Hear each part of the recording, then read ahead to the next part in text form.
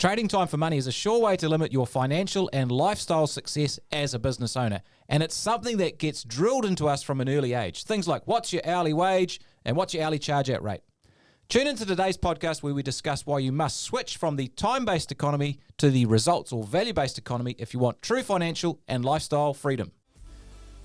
Well, howdy there, everyone. Hope you're doing fantastic today. It's Tony Fraser-Jones here, the host of the Profitable Tradie Podcast, here with my good mate and fellow host, co-host, Phil Smith. How you doing, buddy? Yeah, good, mate. Doing good. Yeah. Got your lemon, honey, and ginger there? Yeah, mate. The old throat's been playing up. Not playing nicely last couple of days, but hey, we're here and we're ready to go. I notice you're sipping on your little concoction there. For those of you that don't know, Tony drinks all kinds of weird shit. Like it's, what is it? Water, cumin, water's fennel not. seeds. Water's not that fennel seeds. No, but it's putting water with a whole bunch of stuff that shouldn't be a tea and making a tea out of it and then drinking it. It smells terrible.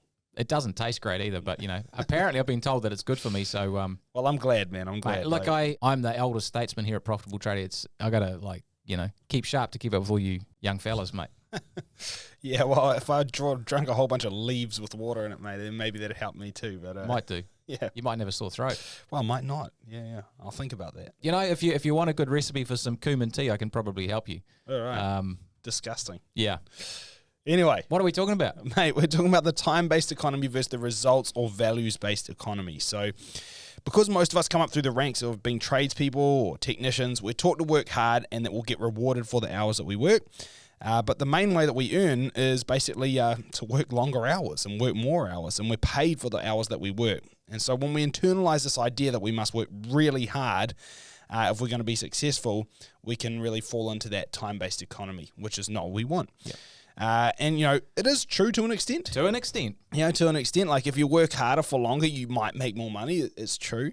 But as you become a business owner, and certainly as your business grows, judging your worth through the hours that you work and trying to work harder and harder to get ahead, it can become a huge roadblock to your success. So basically, we're going to drill down into how to think differently about your time and how to move yourself into the results or value-based economy, which is where you're judged on the results you generate, not the hours you work. Yeah, so and should this be a good topic. This is incredibly important, and the reason I wanted to, for us to jump into this today, it's come up in a bunch of coaching calls and webinars, and it does all the time that we do with our members.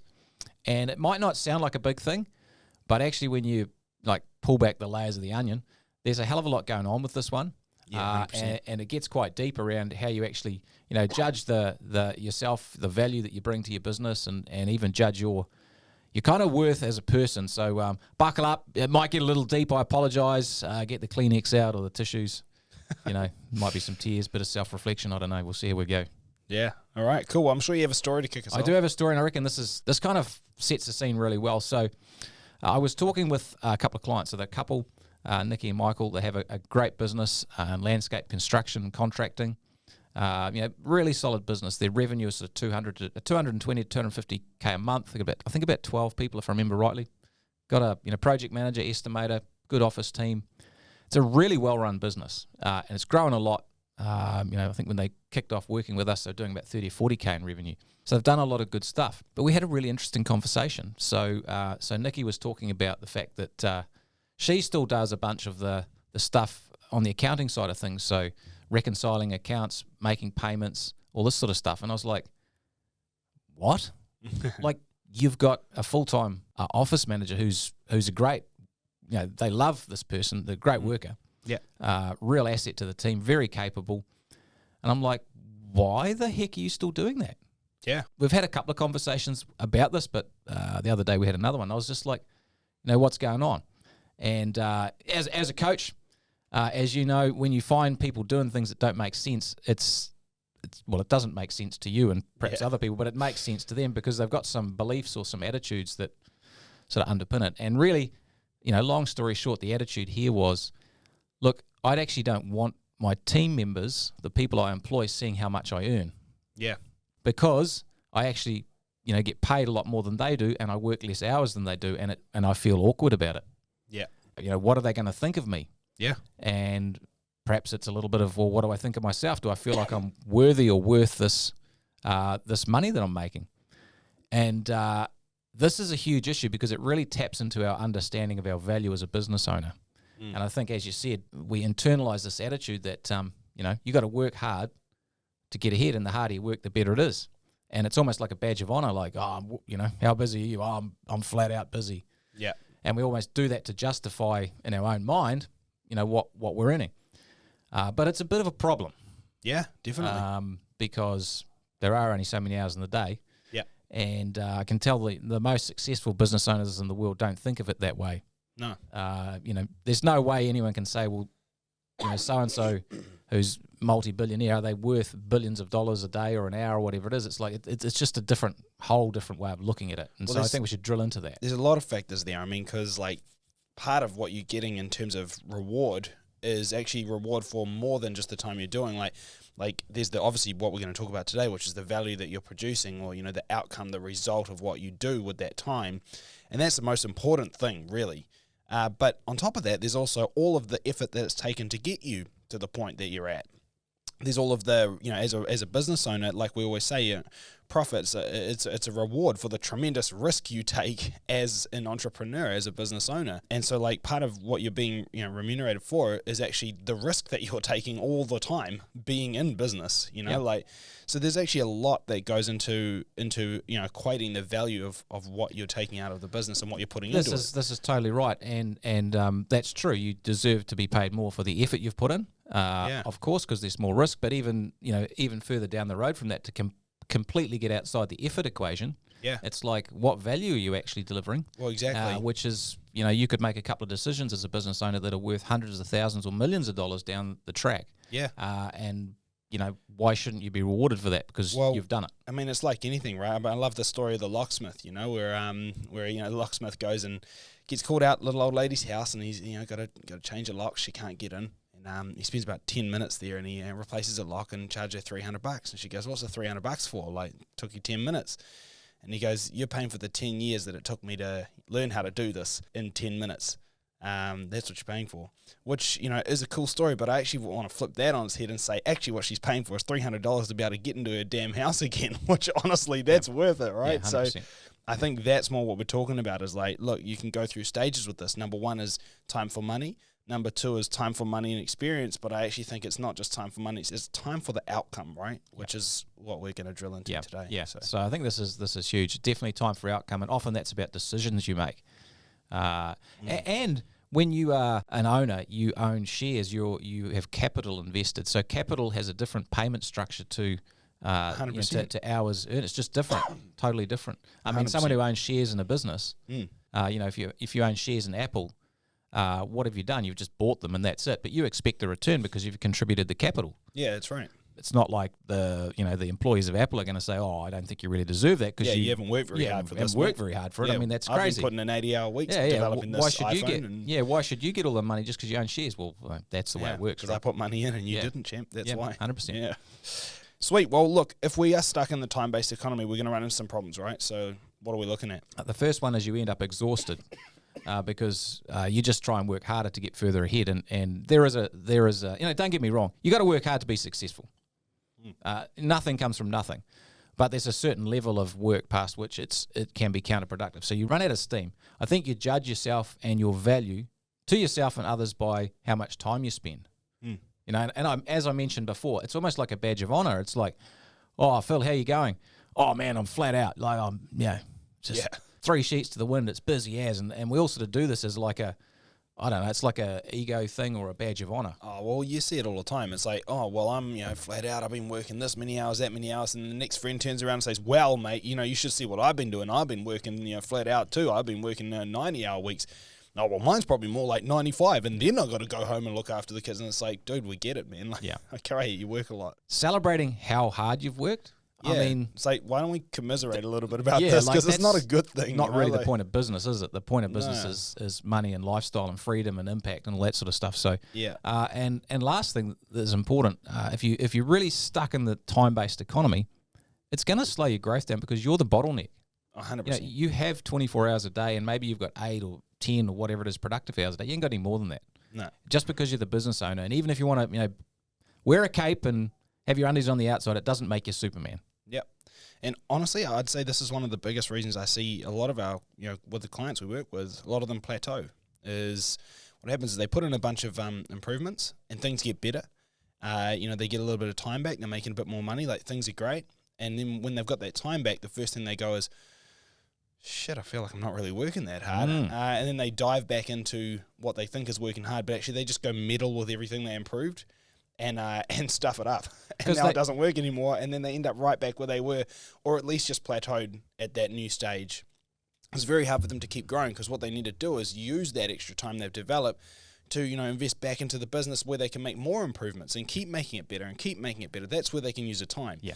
But they throw themselves back into what's comfortable, which is the stuff they already know, which is the stuff they've gotten off their plate, and now they're getting back into it. They're stuffing it up for however they, sorted it out in the first place, and it just stalls everything. Well, there's something really quite deep that goes on there, and as people grow their business and they make more money, and they've got a bit of time back, actually, because they equate, they're in a time-based economy, and they equate value and worth with time, they actually find it really difficult to enjoy the extra time they've got, because they feel like they should be working, and so they end up going back to work and working the same amount of time just to justify the amount of money they have to themselves and to other people. Yeah. It's absolute madness. Yeah. And we see that a lot until you actually make the jump from, okay, my value is not the time I spend, it's actually the value I create. Yeah, so there's no point making a whole extra money if you just end up working harder to justify it. That's not the point at all. Otherwise, you could just work at McDonald's and just put in extra hours. You know what I mean? Yeah. Anyway, if we get this right and we get into the value-based economy, we kind of get the upsides. So 100%. What does that look like? It's all about making decisions. That create change and value. So you make decisions and you implement stuff or projects into your business that actually have a huge impact, rather than just spending more hours getting stuff done. Yeah. It sets you up for greater financial rewards. You enjoy the result of your hard work by actually taking the time, by not being guilty about having extra time. And I know if you're listening, and I think we've all faced this as business owners, there's this whole guilt thing. If we start to get successful and get more time, we sort of feel guilty about taking it. What is the team going to think? Often it's, what do I think of myself at a subconscious level? So that's a big thing. And we stop worrying about what other people think, and that's a huge one. That's massive. Unbelievably important. There's one I want to chuck in here as well, is actually you develop a better team. Better, more empowered, and more engaged team. Because the fact is every time you let go of something and you actually let it go and you actually be okay with the fact that you're not going to work those hours or do those tasks, they're now going to get done by someone else who feels empowered to be able to do that, and like they're actually trusted to do it, because you're not going to come back and meddle and spend time. Actually, the more you're able to pull back and spend less hours, the more your team's like, hey, you know what, we got this. We can do this. We can do all those hard things that that we always thought the boss could do and we couldn't. Yeah. So they actually appreciate it. They like it because it gives them the control of their own freedom, right? That's a huge thing, and I think that's what will where this is going to lead to, is talking about how you create leverage in your business, which is really about creating value and results rather than just focusing on time. Yeah. Well, shall we unpack it? Yeah, we've touched on a few of these things, but the problem with the time-based economy is we feel like we have to earn our keep. We feel like we have to lead from the front, work harder so everyone will follow us, so that we've got their respect. And often we feel guilty about the money we make, because it's really kind of difficult sometimes to justify it on an hourly basis. And something I've noticed is that there's a lot of hate out there for people who make money, and the media loves to beat this up. But it's often people who are in the time-based economy. They hate people who make a lot of money, and the haters, they have no idea though, because they're in the time-based economy. They can't, conceptually picture how someone could make so much money and actually, earn that much money based on the time equation, 40 hours a week. Yep. But it's the thing is, they're not qualified to judge the success of those people who make millions, billions of dollars, because they have no conception of the value that they add as people. Yeah, exactly. And so that kind of tall poppy type stuff is massive. I mean, I once had a dad at a basketball game. Kids play basketball. Go off about a particular CEO who's being paid, and he was like, nobody's worth being paid more than $1 million.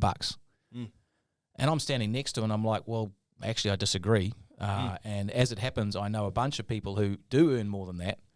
And they're way nicer people than you are, mate. Like, they're actually real good sorts. They're not a hater or a small-minded person like you. And I think one thing to add here is, as well, is like, look, if you've been there before, because I think there's a lot of people that have been there before, this is hard to avoid, right? Because it's drilled into you from a young age. It is. And there's a very good chance that you've had these thoughts, and you're not a bad person at all, if that's you. But I think the big thing to understand here is, if you're in that mindset where you're stuck thinking, man, I've just got to work harder. These, it's easy to say, oh, well, it's all about the value you add when you're already there. But how do you get there? Yeah. I think the thing to understand is anyone can get into that mindset, but the only way you can add more value and become a value-based economy thinker and a value-based economy earner is to make that mindset switch first. And that's what we're trying to, drill on today. Is it's like, hey, look, you might be in this mindset at the moment. You might look at people that seem like they're doing less for more and think, man, that's not fair. But I think the key is like, you can do this. Yeah. You can totally do this. But if you need to make that mindset switch first, because that's going to open up a whole new level of possibilities about how you can add more value with your time rather than how much more time you can put into the same activities. Yeah, 100%. And the way to make that switch is to stop focusing on time spent and focus on results generated. Yeah. As simple as that. And when we talk about results generated for a business owner, it's how much profit your business makes, how much cash it generates. Exactly. It's it's the cash flow, it's like the staff performance, staff retention, but primarily it's how much profit it makes. That's the measure. Yeah. So if you have a business that crushes it with profit and it pays its bills and the team actually love working there, then you as a business owner, you've done a great job, irrespective of the number of hours you work. I mean, let's say you have a electrical contracting business, maybe you've got 40 team members, and you've been running it, and you decide, hey, I'd love to have a break, and I'm going to get a general manager to run my business, and I'm going to be the on the board, and it makes great money, and the team loves it, the clients have a great result. Well, you're worth it. If that makes $3 or $4 million or $2 million, you're worth that. Yeah, you did that, and you provided that for all your staff, and you provided that for your clients. You provided. This entire thing is there because of you. It's birthed from your efforts. That's right. You're worth every penny. That's right. And there's no point feeling bad about it. We should celebrate that. You should be proud of it, really, honestly. And your team members and your GM should look up to you as someone who's actually figured some stuff out. Yeah, exactly. About perhaps where they would like to be as well. That's it. I mean, honestly, and what always jumps to mind is, now I hate to jump on the Steve Jobs train. I know everybody loves to jump on the Steve Jobs train, but I just think about if you picture Steve Jobs at Apple, the dude would be walking in and he's like, you know what? No more keypad, no more button even. And, people are like, Steve, it's not going to work. You're going to need to have a button. And he's like, no more button. And then he probably left. He didn't get into exactly how we're going to get the button off or, how we could figure out the components and sort it out so it wouldn't need a button and all that. That's not his job. He has engineers for that. He's got people that are, smarter than him that are going to do this. And some of those engineers probably put in crazy hours into making this happen. Steve Jobs probably had like a 5-second, little idea that he put in a meeting. A flash of inspiration. Exactly, which maybe came from, I don't know, he sat around and thought about it for a while. I mean, total time into that decision was probably not very high, considering the amount of engineers all putting in crazy hours all together to actually make it work. And finally, when they're saying, oh, we can't do it, there's no way that's going to work, someone figured it out. Someone down the engineering floor probably figured it out, and they're like, wow, look, I've made it work. We don't need the button. This is going to work. It's going to be great. Now, sure, that person put in heaps of hours, heaps of effort, and maybe their name should be on a plaque and they should be lauded as being a hero, but you know what? They're not. Steve Jobs is. And is that fair? Yes. Yeah. Because the revolutionary thing there was to make it happen, which came from the idea, and no one else had the idea, so it's simple as that. It is his idea. And I'm intrigued that you use the word fairness, and I agree that it is fair, but also it doesn't matter whether it's fair or not. Yeah. Fairness is irrelevant. It is just what it is. Yeah, that's right. And sometimes we push against, our ideas of what's fairness, and that gives us something to sort of fight against, but that's a waste of energy. It's just like 100%. Make the jump. Make the jump. That's I guess the thing that happens is as a time-based business owner, if we're really focusing on the time economy, we tend to look to try and save a few dollars by maybe, working a little harder or, doing a few extra hours or keeping things tight. Can I pay the wages and pay the bills and it'll save me $25 an hour, times 4 hours a week or whatever. That's never going to get you to the promised land of profit and time and freedom. It's just a road to indenture, to slavery, really, in your own business. You're kind of like your own slave driver. That's it. Like we said, the results-based economy does not care how much time you spend. Yeah. It cares about the end results. Yeah, totally. And I was actually listening to a podcast coming in today, Alex Hormozy. It's a good podcast if you want to check it out. And talked about Warren Buffett. He makes 2 good decisions a year. Yeah, yeah. The rest of the time, he reads, obviously, but he eats McDonald's and drinks Coke. Yeah. And he's a pretty successful business person, but it's about making great decisions that then lead to the actions that flow from that, which create the results. Yeah, and implementing them. Now, nothing against McDonald's and Coke, by the way. Love those things. I know you don't. It's not quite cumin tea, is it? No, it's not quite cumin tea, but man, it's delicious. Anyway, point is, 2 great decisions a year brings all the value. And not only that, but keeps his entire company going. Yeah. So it's not just value for him, it's value for all the people that depend on him to be able to actually put food on their tables. So, total high value task, high results task. How long it takes, who cares? Doesn't matter. Yeah, and look, maybe a great example, if you're listening and you own a trade business or a construction service business, let's say you've got the choice between jumping out on the field out inside if the guys are busy and spending, a day helping them out, which is a very time-based economy way to think of things. Yep. Versus, hey, if you spent 8 hours a week actually building relationships with some general contractors or maybe some property real estate people or strata people, which can give you, $300, $400, $500, whatever $1,000 in revenue a year. Yep. Which is a value-based economy, which is a results-based economy. That's right. Or if you put let's say you're short on hours for the week because a couple guys are away and you're like, well, I could jump out on the tools in the field and help out, fill that gap. And you're like, yeah, or you could spend an hour creating a process on site, which is going to streamline your productivity and help save everybody time, and it'll make up the hours that way this week, next week, the week after that, and forevermore. What's the higher value task there? Throwing yourself on the tools sounds like a really good idea because it's going to be productive per hour, but actually building the process, the system that saves the time so you don't need to jump on the tools ever is way more productive. Yeah. And, let's be honest, occasionally, you got to fill a gap and stuff, and that's understandable. But if it happens all the time, which it does when we're in the time-based economy. Well, you look for the opportunities. That's right. And that's really the essence of the problem, is that you get some time back and then you just look for every opportunity to kill it with something that actually doesn't produce as much value. To get busy. Just so you can feel busy, so you can feel like you're value adding. Yeah, but actually you're not. You're just time spending. This is the key to the whole thing, is that your job as a business owner, if you want to get into the results and the value-based economy, and if you want to make, way more profit than you ever thought and have a great lifestyle and time to do the things you enjoy, your job is to build a machine, and that's your business, that allows you to 10x what you can earn as a tradesperson, or 20x what you could earn on wages. That's it. And you can do that in a way that does, as I said, give you a great lifestyle. So, and it's about leverage. That's the key concept here. So, if you're checking this podcast out and you want to write something down, write the word leverage down, because that's what it's all about. It's about how can I multiply my 1 hour of time so it's not 1 hour spent to 1 hour of productivity. It's how can I make my 1 hour spent turn into 10 hours of productivity. And how do you do that? Well, you do that through team, through systems, through looking at your financials, through marketing and sales, and through new technology. Rather than trying to outwork, I've worked more than anyone else. Maybe as a business owner, it would be, much better, and a value-based or results-based business owner would be saying, well, actually, I out-recruit everyone. Yeah, that's it. And I want to talk about recruitment, because this is a great way to build value and get into the results-based economy is, let's say, you're struggling with recruitment, but you spend some time on a recruitment process. Yeah. And you get some great job ads written so you can attract the right people. And then you create a great social media presence, so you've got a lot of bubble out in the economy, and people can see your stuff, and people start wanting to come and work. They inquire to come and work.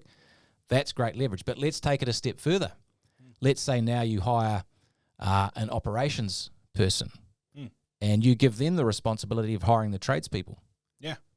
Oh, that's starting to get real sexy, right? Because then they're doing the hiring, so you've multiplied your 1 hour to more people, and you've multiplied it again. It's a leverage. It's a leveraged leverage. Which is pretty awesome because it Amazing. compounds, right? It compounds. And the bigger your company gets, you get to a point where you can leverage on leverage on leverage on leverage. Yeah. So we have Which just gets better and better, and that's how it leads to you doing 1 hour, 2 hours, 3 hours. You know, like not a lot of hours, but for maximum value, and that's where you can see a lot of value and a lot of worth.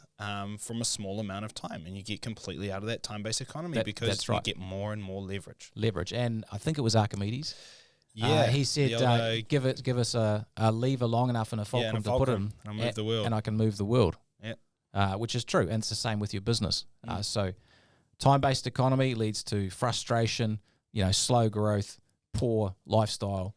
The results-based economy leads to leverage, more growth, and it multiplies. Yeah. And so you can make amounts of money and have amounts of time that you never actually believed are possible. But the key is to believe that it's about the results you've created so that you're not feeling guilty or bad about it. Yeah. Because if you do, then you just try and make yourself busy to justify it in your own mind. Yeah, 100%. All right, well, let's land this plane. This has been fun. It's been good. I hope we've got everything we need to into this, because I think this is absolutely critical if you're listening to go from overworked and underpaid to overpaid and, over holidayed or over vacation. Can you ever be over vacation? I don't think you can. The time-based economy is a recipe for working harder and harder, and you need to make the leap into the results-based economy so you can actually enjoy the results of your hard work, and it's all about leverage. Thanks heaps for listening, team, and we'll catch you again next time. See you later. Hey, I hope you liked the video. Check out all the other videos in the channel and like and subscribe.